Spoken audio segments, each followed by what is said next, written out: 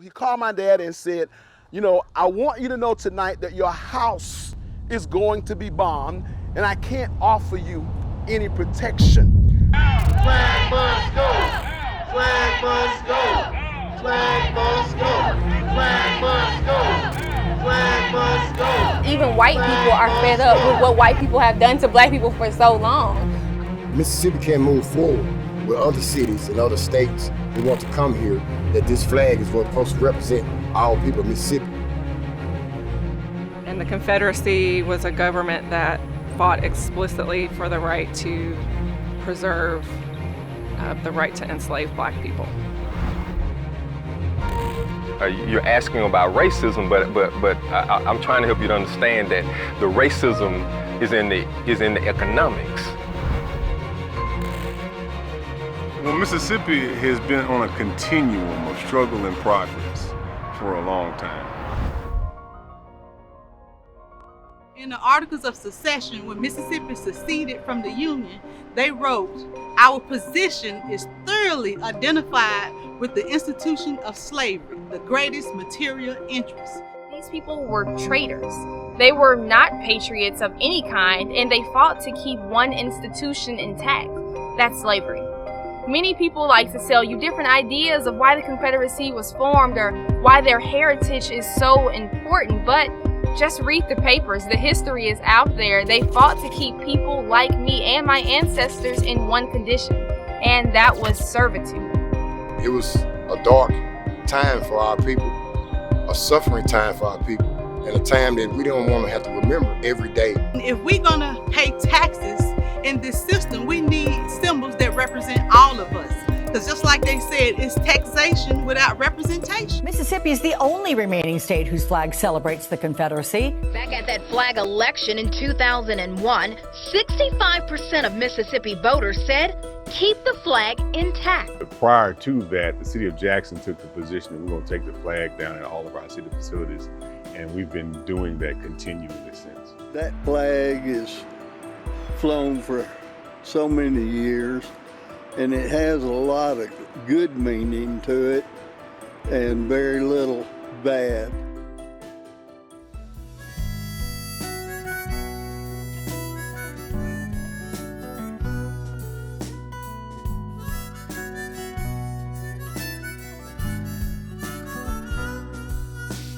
Didn't want the air till my lungs were full of smoke. Don't need your thoughts, don't need your prayer. I want action, not just hope. By the time we got there in 2015, you know, Charlottesville had happened. I remember seeing pictures of Dylan Roof with the Confederate flag and the news coverage of the Confederate flag at the South Carolina Capitol. And I remember just in that moment knowing that the state flag had to change. When 21-year-old Dylan Roof allegedly opened fire in one of the most famous black churches in the South. He was emotionless to me. Today, this friend since childhood telling me Roof had a deep hatred of black people. During that time, we were, AHF and our advocacy team were discussing possible initiatives to focus on at the local level. So we had two mobilizers, dedicated people who worked with us in Mississippi, and we presented to them that we wanted to embark on this journey.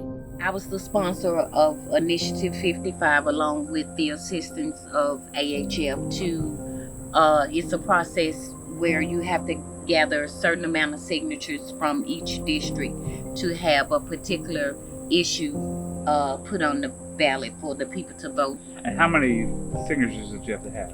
Oh gosh, what was it? I can't remember. Like 28 or 29,000 out of each district. We had the petitions, we had to go around door to door, neighborhood to neighborhood, person to person, people to people, and get them to sign. I also explain to them what they're signing, because some people won't sign if you won't sell the situation to them. We were in Jackson, but this is a state ballot, so we had to cover all of Mississippi. So we had to, we brought one of our other mobilizers in, John Reed, who have big presence with the churches. Some of the people, as I was going down that highway and down those roads, trying to get folks to sign this petition, you can see that some folks were still caught up in those times, was afraid. South Carolina, when that event happened and those people were killed, and I got a call from a gentleman by the name of Frank Figures and said he was calling a prayer meeting in front of the governor's mansion, and that, I believe, was the last Thursday in 2015. We gathered in front of the governor's mansion and we prayed, and to me that was kind of the impetus of us getting started with our campaign of Take the Flag Down. So did AHF just have a conversation, or what? How was that connection? Because we know that Anita and others start coming more often to Mississippi, but what did that look like? Oh, they were extremely supportive. They, did marketing. They helped with the lobbying efforts. And we had to think about our patients. We thought about other staff we had there. I mean, Mississippi has a relatively small population, but it has a relatively high prevalence of HIV, STDs, et cetera. They recognized the fact that at the very first rally, when we were kind of met with opposition, that I think some of Jessica and Anita realized these girls really could lose their life doing this work. AHF had a major impact with me, with other organizations, and with other people. A lot of legislators paid attention to that too, and senators. They were like, why are these people so adamant about a flag when they have a whole world with millions of people with this infectious disease that they should be worried about? AHF is an organization that has always been at the forefront of fighting injustices.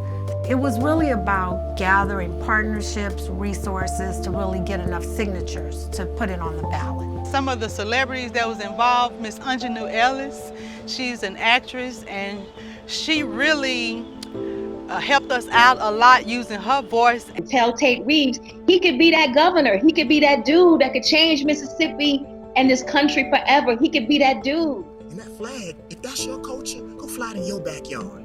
Wear your boxes, do whatever you want to do. But that is not a representation of all the beautiful people in this state. As we did the Initiative 55, the other side started an initiative as well, 58. Yeah. And so 55 was in favor of taking the flag down. That's right. 58 was in favor of keeping the flag down. Right. I mean, just like us, they didn't acquire enough signatures either. Coming away unsuccessful, really not even being able to get enough signatures to get on the ballot. It was sad. I told my good friend Leah, I said, Leah, let me tell you what I need for you to do. Because at the time, we were just friends, and Leah had just got started. I said, I'm going to need for you to start a nonprofit, because I'm going to need for you to continue to work, and I'm going to help you when I can. So we started organizing Ocean Springs residents to get the flag back down. And it was during this time, I just made my weekly trip to the post office to check our mail. And there was a letter, an unmarked letter, and the return stamp said New York City. And it was addressed to me and Mississippi Rising Coalition. And so I opened it, and it was a letter stating that basically we needed to stop what we were doing with the flag in Ocean Springs, or myself and the Mississippi Rising Coalition members and their children would be killed. I was doing a speech about, why we need to remove the Confederate emblem and all of that. So when I got through with the speech, a guy walked up to me, and he walked to the side of me, and he whispered, he said, I heard your speech. Don't you know with you talking like that will get you killed? I'll kill you right now. If you want to effect change here, you have to be willing to risk your life. And I say that with 100% certainty. So there was never a moment that you were in the bathroom, in the mirror, and just said, this is it, I'm done? Oh, I broke down like several 10,000 times. But like every 2 months or every 3 months, I would do something to move the needle. I knew back in 2016 that we gotta hit them in the pocket. Star running back Kylan Hill spoke out today about the ongoing battle to change the state flag. He tweeted, "Either change the flag or I won't be representing this state anymore," and I mean that. It was not 24 hours after that young man spoke and said he was not gonna play, he was gonna go to another school. The coaches at the Capitol, all of them. And when they realized that they was gonna lose money, it changed people's hearts. I don't think people know this. In 2015-16, when Mississippi State won the championship, the city of Starkville made $100 million just off college football. If I could give the credit to anybody, I would give the credit to the young people and AHF for getting involved in this here fight to take down the flag. The benefit of outside organizations contributing and being a part of this is really twofold.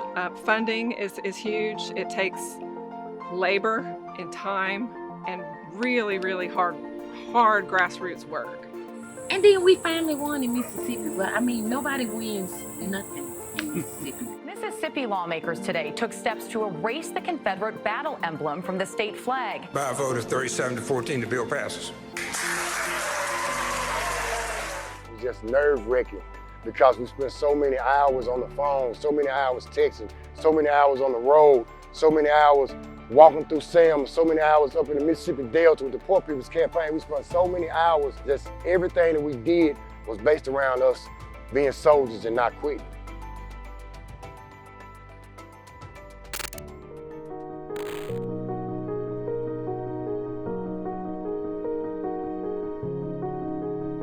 The only difference is that the flag is down, but our issues have become worse, right?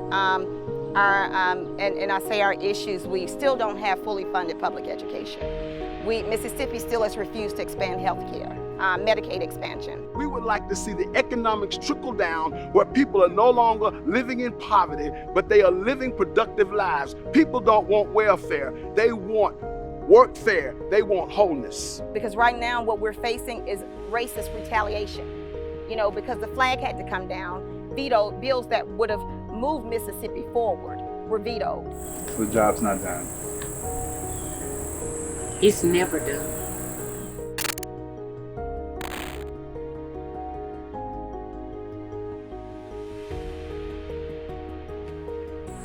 What do you hope the new flag will represent? No. I want a symbol that represents expression and freedom.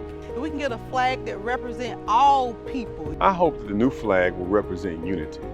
Well, more than 70% voted yes to adopt the new flag. The new Magnolia, which features the phrase "In God We Trust," replaces the design that featured the Confederate battle flag, which was adopted by the state in 1894.